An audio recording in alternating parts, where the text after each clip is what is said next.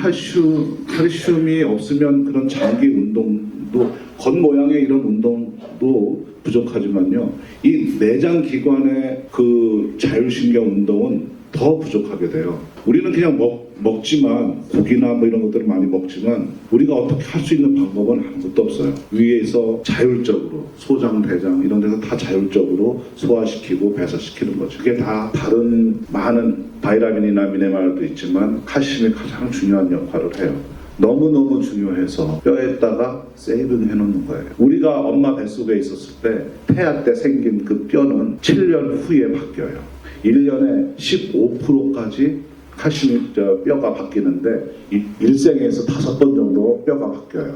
35살까지. 그러니까 그 뼈 밀도가 이렇게 올라갈 때는 성장기에는 정말 그 건강하게 섭식 생활도 잘하고 운동도 잘해야 돼요. 35, 40 정도부터 되면 그때부터는 칼슘이 뼈에 들어가지를 못해요. 칼슘이 뼈에 들어가지 못하니까 뼈에서 칼슘을 뺏게 되죠. 칼슘을 뺏게 되면 그 점점 구멍이 나는 거죠. 뼈에.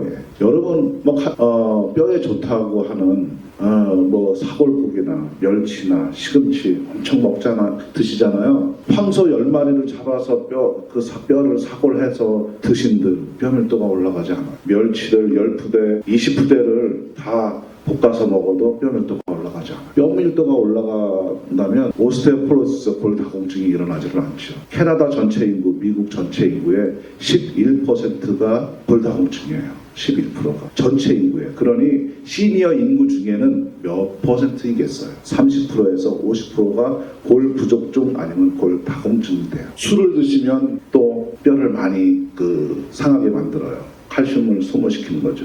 간에서 알코올을 분해할 때 칼슘을 빼쓰기 시작해요. 그럼 칼슘은 누가 빼쓰게 만드나? 갑상선이 있고 부갑상선이 있잖아요. 우리 목에 나비넥타이처럼 생긴. 그래 갑상선에 문제가 생기면 우리 뼈에도 문제가 생기고 우리 몸 전체 건강에 문제가 생기게 돼요. 왜냐하면 칼슘 조절을 제대로 못하니까. 그러니까 그런데도 불구하고 칼슘 보충제를 많이 드시잖아요. 아마 집집마다 식탁 위에 칼슘 보충제 한두 병씩 없는 집은 거의 없을 거예요. 그리고 여성분들은 보면 폐경기 지나면 또 칼슘 보충제 항상 의사들이 복용하라고 그렇게 하죠. 그런데 그거는 바이타민 D가 있어야만 칼슘이 흡수가 되는데 어떻게 그렇게 흡수가 돼도 왜 뼈는 움직일지 모를까? 점점 사가지고 걷기에 대해서 설명 한번 드릴게요. 칼슘은 이렇게 CA라고 표시를 해요. 저 같은 경우는 82kg 되거든요. 그러면 피를 다 빼면요. 500 그러니까 한 5리터 정도가 돼요. 피를 다 빼면. 그러면 혈액 안에 5리터가 제가 있어요. 제 체중에. 물론 체중이 낮으면 조금씩 작아지죠. 5리터 안에 이 칼슘이 얼마나 들어있어요? 5리터 안에. 우리가 칼슘제 이렇게 복용할 때 보면 500mg, 1000mg 그렇게 있어요. 타블렛이. 그런데 이 5리터 안에는 칼슘이 500mg 들어있어요. 5리터 안에. 그러니까 엄청 작은 양을 녹여놓은 거나 마찬가지예요. 우리 혈액 내에. 그런데 이 500ml 중에 심장을 움직일 수 있는 칼슘 양은 얼마나 될까요? 이 500ml 중에 우리 대사 기능에 관여해서 모든 거를 이렇게 움직이게 해줄 수 있는 칼슘 양은 얼마나 될까요? 절반밖에 안 돼요. 절반밖에 안 돼요.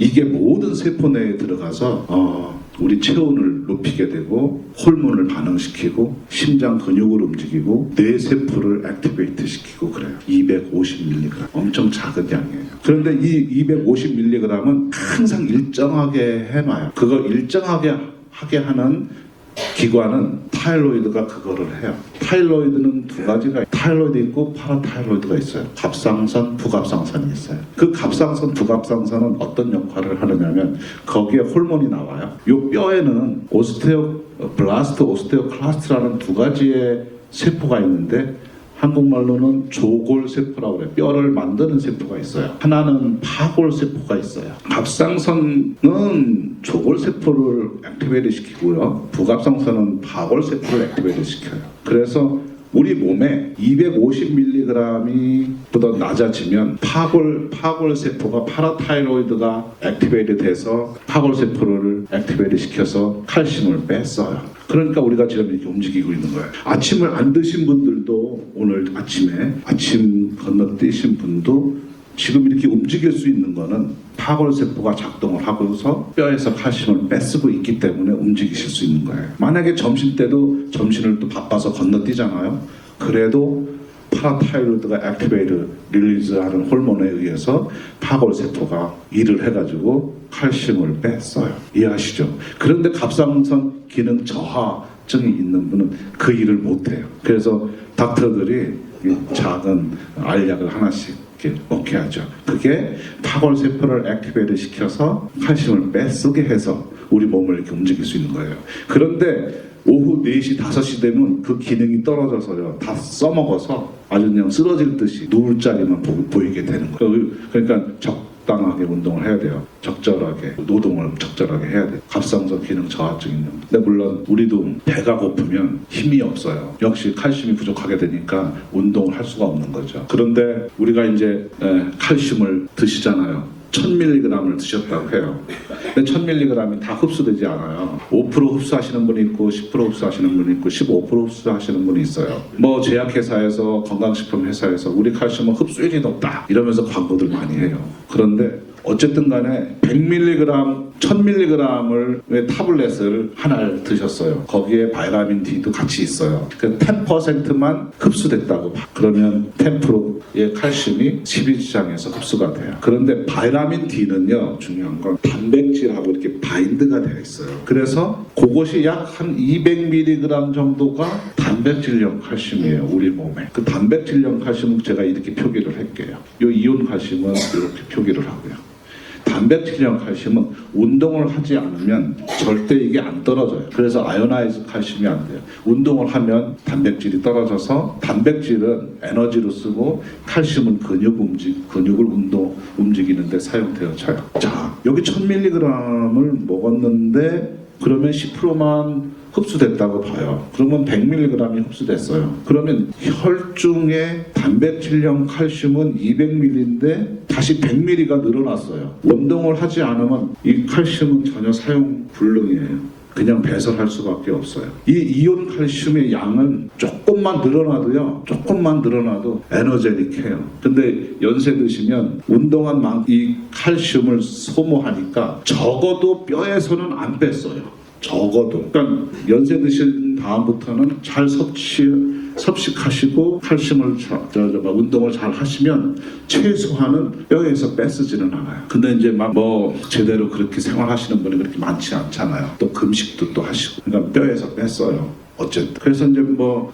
이래저래 어떤 40살이 넘으면 이렇게 뼈가 점점 약해지는데 여성분들은 50 정도 되면 다 폐경이 되잖아요. 폐경이 되면 에스트로겐 호르몬이 낮아져요. 그러면 그때서부터는 1년에 약 3%씩 뼈가 줄어들기 시작해요.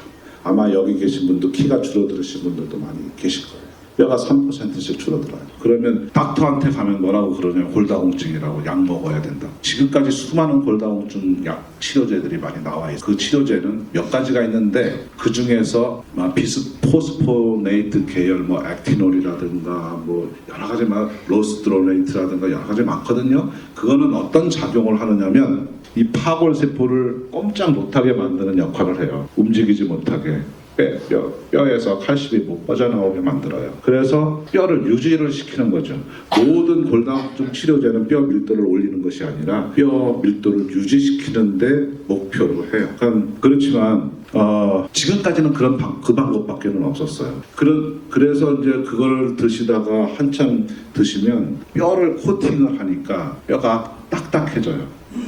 그래서 넘어지면 부러지는 게 아니라 부서져요. 그런 분들 너무너무 많아요. 아주 그냥 부서져요. 그래서 지금은 이제 양식 있는 의사들은 아예 그 처방도 안 해요. 그냥 섭식 잘 하시고 운동도 좀 하시고. 뼈는 이 뼈에는 세로뼈가 있고 가로뼈가 있어요. 세로뼈가 있고 가로뼈가 있어요. 근데 우리 몸은 걸어 다녀야 되니까 그거를 알고요. 부갑상선 호르몬이 가로뼈만 빼내요. 먼저 연세 드신 분은 거의 가로뼈들이 거의 없어요. 세로뼈들은 그나마 남아 있어요. 그런데 이렇게 비틀쳐서 넘어지면 톡 부러져요. 가급뼈가. 그래서 골절을 많이 일으키. 이제 우리 몸에 그렇게 이제 그 칼슘들을 이렇게 소모를 하다 보니까 칼슘이 모자라게 되는 거죠. 세포 내에 칼슘들이 모자라게 되는 거예요. 모자라게 되니까 점점 이제 어디가 아파지기 시작하는 거죠.